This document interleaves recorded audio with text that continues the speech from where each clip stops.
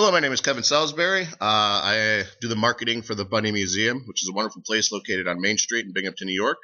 We have a vast collection of people here that all specialize in various things. And today, for the sake of the launch of the Rod Serling Archive website, we have Michael Pipher here, Binghamton resident who has been involved with Rod Serling for decades and definitely one of the most knowledgeable people I've ever met regarding Rod Serling and the Twilight Zone. Michael, say hello. Hello. It's a pleasure to be here today. All right, so let's start off by saying what exactly is it that you do here with the Twilight Zone? I'm a volunteer at the Bundy Museum, and I am the curator of the Rod Serling Archive here at the Bundy Museum of History and Art. And that was created here between you and Michael Weinstein, who is... Michael started this about 11 years ago before I knew him. Okay. About 4 years later, I was told this gentleman at the Bundy wants to see me, and I came in and we struck up a friendship and started working together on the archive. Right. Now, I mean, there's a lot of people out there who are fans of the Twilight Zone. A lot of people will have a good knowledge of the episodes, characters. You seem to know just about all there is to know about it, which is quite a feat, given that it's been around for so long. Yeah, I'm not as up on the episodes as the average fan is. I'm more involved with Rod Serling as a whole, his early work starting in 1950, all the way through his passing and beyond. Some of his scripts have been produced since he's passed. Right, and that alone is still, it's a vast amount of knowledge, especially since he didn't just do the Twilight Zone. There were other things he's done. Give us some insight on some of that stuff. Okay. Well, let me just give you a very brief background how I started collecting this memorabilia. Back in 1970, when I graduated, I bought myself a 16-millimeter sound projector and realized there was a vast amount of material out there that could be purchased through, wasn't internet then, but we had our own trade papers. So I started buying and selling film as a hobby, but specializing in vintage television. Right. And that's how I stumbled onto some of Rod's early works. Right. What do you have a favorite? Is there anything outside of Twilight Zone that you're fond of? Of the real vintage works, I think Requiem for a Heavyweight, which he won his second Emmy for, is probably the best thing he ever wrote. Right. All the critics in New York, everybody raves about Patterns and Requiem, but Requiem is tight. It's based on his own boxing experiences when he was a paratrooper, and it's just a very powerful show. So that would be my early vintage favorite. Of the later favorites, there's a film he did for television in 1970 called A Storm for Summer. And it starred Peter Ustinov as an old Jewish gentleman who ended up taking care of a 10-year-old black ghetto child reluctantly, and the friendship that they struck and the bigotry and the hatred. Very, very powerful piece. I've watched it twice this week, as a matter of fact. It's just an amazing piece. And, of course, Twilight Zone, everybody has their own favorites. My favorites of Twilight Zone are the Christmas episode, Night of a Meek, which we will be screening here on the 18th for the kickoff of our In the Zone with Rod Serling and the website debut. And probably To Serve Man, where the aliens come down and it ends up it's a cookbook. Don't go down the spaceship. One of my favorite episodes, actually. Yeah, that's definitely I think a lot of people... That's one of the more recognizable. It's in the top 5 of yeah. every survey they do. Sure. We're lucky enough to have the original script for that here in the archive. Which is brings me to our next point, the Rod Serling Archive. I've been here for the last few weeks. I've seen you here daily, just back here cataloging and scanning things. Give us an idea of some of the things that are in the archive that we can look forward to seeing. Well, like you said, in the last few weeks alone, I have scanned over 500 images of items in the archive. And probably 300 are going to be up for the debut of the website. Right. We have some really unique items that the Rod Serling Foundation, nobody else has. Some one of a kind. One of those would be a set of storyboard by the original sketch artist for Requiem for a Heavyweight, believe it or not, in 1956. We have all 10 of the original set design sketch artists, and then the master blueprint that shows all the sets on one. These are one-of-a-kind items we discovered a month ago that you wouldn't believe existed after 60-some years for carbon papers of the original sketches. We have one of Rod's own dictaphones, probably the last one he had. It was from Ithaca College, And Mike gave me an interesting background on it, how the janitor threw it in the garbage. And a garbage person picked it up, sold it to an antique shop downtown Ithaca, who called Mike because Mike, having lived there all those years before he moved here, he knew Mike, and Mike purchased it. Then, out of courtesy, called Carol Serling and asked if she would like it back. And she said, no, it's not necessary, that she has one already, too. Mm-hmm. So it's just unusual that something of that value would be thrown away, is meaningless, and it's very important to us. We don't have any of the Dichter belts. Hopefully we'll find some somewhere sometime. Another very unique item is a telephone prop that was used in the Twilight Zone. We just purchased this about 2 months ago. It's the old-fashioned Cobra phone that looks like a cobra getting ready to strike. And it was used in 3 episodes that I found so far, but not just as a prop on the desk, actually in a key scene for 20 seconds where they, third from the sun, where the phone rings, they're afraid to answer it. And when they do pick it up, he holds it close. You get really good close-ups. It's a pivotal scene in that episode. And it's also used in One More Pallbearer and The Trade-Ins, one of the best episodes ever written. So we're really grateful. We have a note from the set designer, Mr. Henry Grace, that this was used in those shows. Right, which is very important with these kind of things, especially relics from the show that they're all verified as real and legit. So, yeah, I mean, I'm assuming everything that you have that's actually from there is certified as, Everything that we have in the archive here is certified one way or another. It either came from Carol Serling directly or from reputable people that I know worked on it. Mm-hmm. And we just bought another prop yesterday with the same note from Henry Grace, and it's a pair of old Ironsides of the battleship, heavy cast iron bookends. Now, he certifies they were used in many shows, but I don't have time right now to screen 152 episodes and find them yet. The other was easy because the phone was in use and it was more visible. Mm-hmm. But again, we have the set designer's note with that too. Right. Now, during the night of the launch for the website for the Rod Serling Archive, you're showing one episode of Twilight Zone and you're showing 2 other Rod Serling pieces that were before that. Am I correct? Yes, both were before. The first piece I unearthed in about 87. I was president of the Rod Serling Foundation, and we can talk about that a little later. Sure. And while I was there, I contacted one of my film suppliers that I had bought from for years and asked if he had anything Rod Serling. And he says, yes, I just picked up a piece called A Star in the Story from 1950, and it was written by Rod Serling, and it is a Christmas film called Merry Christmas, Mr. Sweeney. Mm-hmm. So I purchased this film. Carol Serling never heard of it. The Museum of Broadcasting in New York City never heard of it.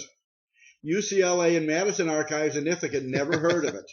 So Carol's words to me were, do not show this anyplace until I get a tape and see it first, because if it's lousy, I don't want anybody to see it. Right. And I said, Carol, be it good, bad, or indifferent, we're going to screen it at the festival next month, because it's the first thing he ever wrote for television that actually aired. It's actually the second, but it was the first one he sold. Right. So I happen to love the film. Right. I love all Christmas films. It stars Bruce Cabot, and he did not sell this to TV. He sold it to Bruce Cabot directly for $50. And he got a check made out to Rod for $50, and his friend at the radio station in Cincinnati said, are you going to keep the check for the autograph, or are you going to cash it? He says, follow me. They went to the bank and put it in the bank. So, because if you remember, Bruce Cabot was the star of King Kong, the original. Yep. He was very big at the time. And this, his friend thought he might keep it, the check for souvenir, but no, it meant a lot. It was the first thing he ever sold that was put on television. Well, I'd say both men are culturally relevant as far as cinema and television go. King Kong was humongous, and it's still to this day. Yeah. And ironically, the same Stars Over Hollywood series ran another Bruce Cabot Rod Serling piece before Sweeney, mm-hmm. but it was sold and done after. So they filmed the Christmas one, but it didn't air till Christmas, obviously. Right. So Bruce Cabot was in both of the first 2 things Rod ever had on television. Right. Okay. So what can we expect to see during the launch of this? Obviously, we're going to have the viewings of the screenings of the movies and the Twilight Zone episode, Night of the Meek, which is a fantastic episode. But is there anything else? I know that you're going to do some speaking, right? Yes. What we plan to do is show the 2 Christmas films and then have a break for refreshments and launch the website. Okay. Hopefully we'll have it working on the big screen, and it'll be the first time it'll be up where anybody can see it. The first day, that day is when it'll be linked up through Google search and everything. Right. And we will show the highlights of some of the different sections. We have some very rare video clips on there that I pulled from tapes I recorded with the foundation in 1986 and 7. That being the dedication of the high school marker. The first thing, we have 2 station clips. We have Helen Foley, Rod's teacher, reading the famous long version of his hometown quote, Binghamton's Mine. We have 2 or 3 clips of Helen and I on different area talk shows for a half hour, where I pull 5 minutes showing Rod's personal effects that Carol sent us to be auctioned, and I hold up each one and describe them, and it's just amazing footage that I don't believe anybody has. Right, which is that's a very good thing for you in the archive to have such rare items. Do you have a personal favorite of some of the things in the archive? Some of the items, yeah. Right now, the phone is my favorite, although the Requiem set designs are priceless. I mean, literally one of a kind. They shouldn't have existed today, and nobody else in the world has. They're absolutely priceless, and they're so beautiful when you see them on the big screen. And we're going to have a display of a lot of the archive that night. And hopefully we'll have some media coverage, but we're going to have a display where people can do hands-on. They'll be able to pick up and look at one of these carbons from the set design. They'll be able to hold the telephone. And there's no place else you can do this. Right. Are there any other members? Is there a membership option, or is this just basically just a place you can go and see these things, whereas you might not have a chance to otherwise? Yes, there's a Bundy membership itself, the Bundy Museum. And what Mike is going to put together before that night is a special price for people to join. Actually, I believe he said he's going to do it free for 2 months, where you can join the Rod Serling Archive. And by joining free for those 2 months to see if you like it, you will be able to participate in the forum that will be up on the website. That's the only way that we can screen the materials and type of people that really show interest by joining. Other than that, the museum is open. It's free to anybody, but you would have to call and make an appointment to meet with me or Mike or some other staffer and tell them what your ideas are. Do you want to watch something? Do you want to look at something? But it is free and open to the public. Sure, that's incredible. Now, who else is involved in this? Like I said, I've seen you back here plugging away, but are there other people involved that have helped you find the items, that have helped you kind of curate all of this, or is it just a one-man show right now? Before I started obtaining things for Michael a few years ago on a serious basis, somebody else here, one of the workers, Jerry, I'm not sure the last name, but he was doing some buying off of eBay, but very sporadic and just a dozen items total. Right. Since I've been doing it in the last 3 months alone, we purchased probably 200 items. I mean, poor Mike is going bankrupt because he's giving me leeway to get these things that are out there. Right. Now, where do you mostly find this stuff? Private collectors, eBay? Some of it's eBay, some is Amazon. But with my film connections going back 40-some years, I've made many calls and got a lot of posters, because we deal in posters with the film, all of these friends of mine. And so I have pulled a lot of rare posters cheap instead of going through eBay or Amazon, because we deal back and forth. Also, by telling them it's a nonprofit museum, some things are donated, and we're always looking for donations. And being nonprofit, we can write you a tax receipt for tax exemption. Right. So that's good. Now, you said that you worked in the film industry for quite some time. What are some other projects you've worked on? Yeah, it wasn't really the film industry. It was a hobby of mine, buying films and then selling some to get more films. Oh, I got you. Okay. Just as a collector. But what it developed into about 1978 was I realized a lot of celebrities, I listened to them on talk shows, do not have their early works. Nowadays, if you're in the $5 to $10 million a picture, you can say I want a print when I'm done making a movie. Back then, it was unheard of. You weren't paid a lot, and nobody got anything. So I started contacting through agents. And one of the first that I contacted was Lloyd Bridges, because I loved Lloyd, Jeff, and Bo. Yep. And I grew up on Sea Hunt. And I sent him with the first letter a videotape of rare films called The Lloyd Bridges Show and The Loner, which is Rod Serling. Yeah. And he called me out of the blue because I put my phone number. I always put a phone number in. And he called one night and I wasn't home. He said, "Sorry, I missed you. I'll call back in an hour." And we struck up a friendship and did a lot of business for Lloyd. As a matter of fact, he sent me hours of home movies of Jeff and Bo from when they were 3 years old up, all the way through Jeff's graduation. Wow. And I transferred all of that locally to VHS videos for all the family. And every time I would go out there, we'd go to dinner at the house. And, you know, he took care of us. You know, he was a wonderful friend. That's great. Now, in all your time working with Rod Serling and his works, have you ever met him? Yes. When I started going to Broome Community, it was Broome Community Technical College at the time, not BCC like it is today. And in 1970, I started, and I was walking out of the library. I believe it was in May. And here comes Rod. And we shook hands, and I told him I was a fan like everybody else. And he sat down on the library steps and talked with me for 15 minutes. Wow. And basically, it was just fan to star. You know? He didn't give me any important information or any details. I didn't ask for any, but he loved recognition. He loved autographs, but I wasn't into autographs then, so I didn't even ask him. I'm sure he would have. But it was wonderful. And then later that year, he came back to Broome for another speech, and I met him again on campus. I was not able to attend either of the speeches he did, or the one in the gym, just talking to kids in the cafeteria, because I had exams and stuff, and I should have skipped them and went to hear Rod. But so yeah, it was a warm experience and a wonderful memory. Well, we only got a few minutes left here, but I'm going to bring up a point which I think a lot of people in Binghamton can agree with. Rod Serling, without question, is definitely very, very important to this area, culturally and significantly. Do you feel like there's enough of a presence here? Do you think that he's being done justice as far as his legacy goes, or do you think that things like this are going to help push him out there a little bit more? I mean, we have a couple things up here in town, but do you think he's getting the recognition he deserves here? No, 100% no. He never has, and Binghamton is a tough sell. Nobody knows why, but I spent the 8 years with the Rod Serling Foundation from 86 to 93 trying to rename the forum, trying to get the stamp, which eventually did happen. I created the Walk of Fame in Binghamton in front of the Metro Center.